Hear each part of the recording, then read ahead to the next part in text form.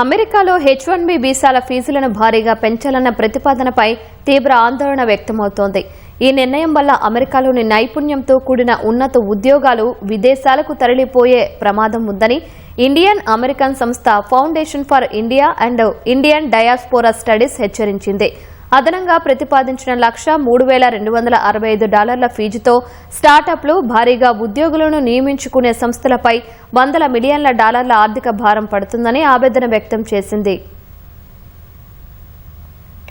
America homeland security department H1B visa దరఖాస్తులపై అదనంగా $3,265 ఫీజును ప్రతిపాదించడంపై ప్రవాస భారతీయుల సంస్థ ఫీడ్స్ తీవ్రంగా స్పందించింది. జాతీయ భద్రత, చట్టబద్దమైన వలసల నిర్వహణకు ప్రభుత్వ సంస్థలకు నిధులు అవసరమే అయినప్పటికీ ఇంత భారీ స్థాయిలో ఫీజులు వసూలు చేయడం సమంజసం కాదని పేర్కొంది. ఈ నిర్ణయం వల్ల నిధుల కొరతతో ఉండే స్టార్టప్ల గొంతు నులిమినట్లవుతుందని ఫీడ్స్ ఆందోళన వ్యక్తం చేసింది. వేలాది మంది H1B ఉద్యోగులను నియమించుకునే దిగ్గజ సంస్థలకైతే మిలియన్ల డాలర్ల అదనపు భారం పడుతుందని తెలిపింది. ఓపీటీ ఫీజు కింద ప్రతిపాదించిన మరో $1,00,000 కూడా తోడైతే ఈ మొత్తం ఫీజు భారం $2,00,000 దాటుతుందని, దీంతో అమెరికాలో చదువుకుని అక్కడే ఉద్యోగం చేయాలనుకునే విద్యార్థులకు ఆ అవకాశాలు దాదాపు అసాధ్యంగా మారుతాయని ఫీడ్స్ అభిప్రాయపడింది.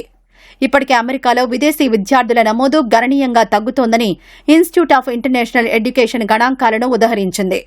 2025లో ఈ నమోదు 17% మేర తగ్గగా 2026 నాటికి మరో 1,11,000 మంది విద్యార్థులు తగ్గే అవకాశం ఉందని హెచ్చరించింది.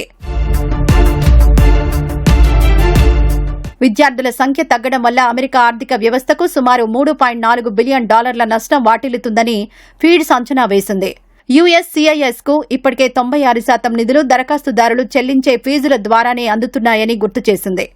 అమెరికా తన సాంకేతిక ఆధిపత్యాన్ని నిలబెట్టుకోవాలన్నా, స్థానిక అమెరికన్ కార్మికులను రక్షించుకోవాలన్నా రెండింటినీ సమతుల్యం చేస్తూ నైపుణ్యమున్న విదేశీ ప్రతిభను ఆకట్టుకునేలా ఫీజుల విధానం ఉండాలని ప్రభుత్వానికి సూచించింది.